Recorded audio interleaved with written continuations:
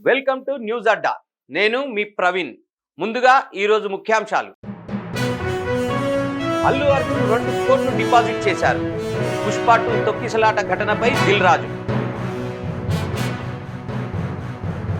Survey అధికారి ఇంట్లో 1.6 కిలోల బంగారం. ఆస్తులు చూసి నివ్వరపోయిన అధికారులు.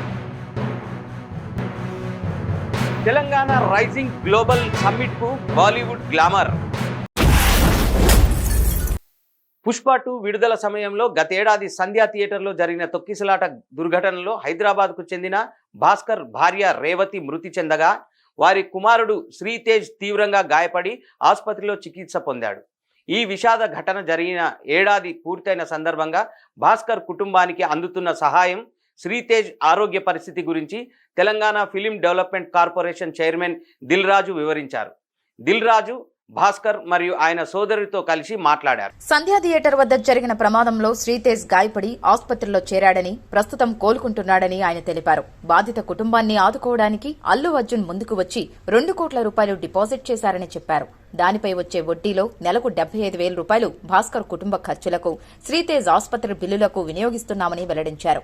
మిగిలిన మొత్తాన్ని అసలులో కలిపి ఆపై వచ్చే వడ్డీని ఏటా పెంచి అందించేలా ఏర్పాటు చేసినట్లు ఆయన పేర్కొన్నారు.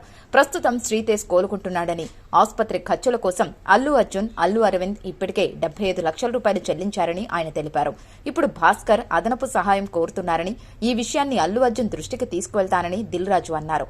శ్రీతేజ్ కు అవసరమైతే ఏడాది పాటు రీహాబిలిటేషన్ సదుపాయం అందించడానికి సిద్ధంగా ఉన్నామని ఆయన చెప్పారు. ప్రమాదం జరిగినప్పటి నుంచి అల్లు అర్జున్, బన్నీవాసుల సహకారం తమకు అందుతోందని శ్రీతేజ్ తండ్రి భాస్కర్ తెలిపారు. పరిస్థితులను ఎప్పటికప్పుడు చక్కదిద్దుతున్నారని, అయినప్పటికీ ఇప్పుడు అదనపు సహాయం అవసరమైందని ఆయన అన్నారు. శ్రీతేజ్ కు 6 నెలల పాటు రీహాబిలిటేషన్ కొనసాగించాల్సి ఉందని ఆయన చెప్పారు. ఈ విషయాన్ని దిల్ రాజు దృష్టికి తీసుకువెళ్లగా ఆయన అల్లు అర్జున్తో మాట్లాడారని భాస్కర్ తెలిపారు.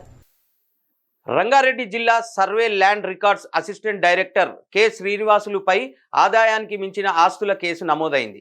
ఈ ఆరోపణల నేపథ్యంలో అవినీతి నిరోధక శాఖ అధికారులు నిన్న ఆయనపై కేసు నమోదు చేసి ఏకకాలంలో పలుచోట్ల దాడులు నిర్వహించారు. శ్రీనివాసులు నివాసం, కార్యాలయంతో పాటు బంధువులు, బినామీల ఇల్లు సహా మొత్తం 6 ప్రాంతాల్లో ఈ సోదాలు జరిగాయి. ఈ తనిఖీల్లో భారీగా అక్రమాస్తులు బయటపడినట్లు ఏసీపీ డీజీ చారు సిన్హా ఒక ప్రకటనలో తెలిపారు. హైదరాబాద్లోని మైహోమ్ భుజాలో ఒక ఫ్లాట్, నారాయణపేట జిల్లాలో రైస్ మిల్లు, 3 ఇళ్ల ప్లాట్లు, మహబూబ్ నగర్లో 4 ఫ్లాట్లు ఉన్నట్లు గుర్తించారు. అంతేకాకుండా కర్ణాటక, ఆంధ్రప్రదేశ్లోని అనంతపురం జిల్లాలో 11 ఎకరాల చొప్పున వ్యవసాయ భూమికి సంబంధించిన పత్రాలను కూడా స్వాధీనం చేసుకున్నారు. రాయదుర్గంలోని శ్రీనివాసులు నివాసంలో జరిపిన సోదాల్లో 5 లక్షల రూపాయల నగదు, 1.6 కిలోల బంగారు ఆభరణాలు, 770 గ్రాముల వెండి వస్తువులను ఏసీబీ అధికారులు సీజ్ చేశారు. ఆయనకు 2 కార్లు ఉన్నట్లు కూడా గుర్తించారు. ఈ స్థిరాస్తుల మార్కెట్ విలువ డాక్యుమెంట్లలో చూపిన విలువ కంటే చాలా రెట్లు అధికంగా ఉంటుందని డీజీ వెల్లడించారు.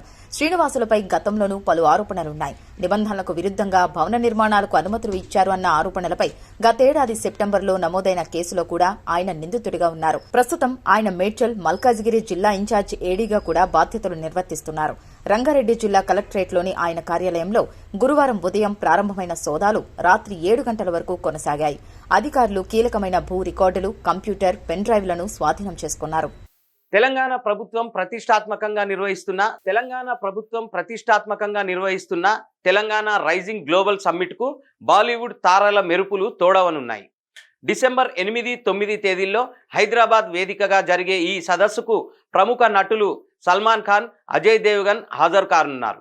రాష్ట్రంలో పెట్టుబడులు పెట్టేందుకు వీరిద్దరూ ఆసక్తి చూపడం గమనార్హం. హైదరాబాద్ను గ్లోబల్ పెట్టుబడులకు గమ్యస్థానంగా మార్చడమే లక్ష్యంగా ఈ సదస్సును నిర్వహిస్తున్నారు. ఈ కార్యక్రమం జరగనున్న భారత్ ఫ్యూచర్ సిటీలో ప్రపంచ స్థాయి ఫిల్మ్ స్టూడియోలను ఏర్పాటు చేయాలని సల్మాన్ ఖాన్ యోచిస్తున్నారు. ఈ విషయంపై ఆయన అక్టోబర్ 30న ముంబైలో ముఖ్యమంత్రి రేవంత్ రెడ్డితో సమావేశమయ్యారు. తెలంగాణ సాధిస్తున్న అభివృద్ధిని ప్రశంసించిన సల్మాన్ రాష్ట్ర ప్రతిష్టను ప్రపంచవ్యాప్తంగా ప్రచారం చేస్తానని హామీ ఇచ్చారు. మరోవైపు నటుడు, నిర్మాత అజయ్ దేవగన్ కూడా హైదరాబాద్లో అత్యాధునిక ఫిల్మ్ స్టూడియో, ఫిల్మ్ సిటీని అభివృద్ది చేసేందుకు తెలంగాణ ప్రభుత్వంతో ఒప్పందం కుదుర్చుకోనున్నట్లు తెలుస్తోంది.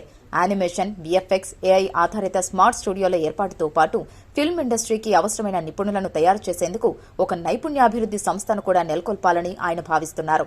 ఈ ఏడాది జులైలో ఆయన ఢిల్లీలో సీఎం రేవంత్ రెడ్డితో భేటీ అయ్యి తన ప్రణాళికలను వివరించారు.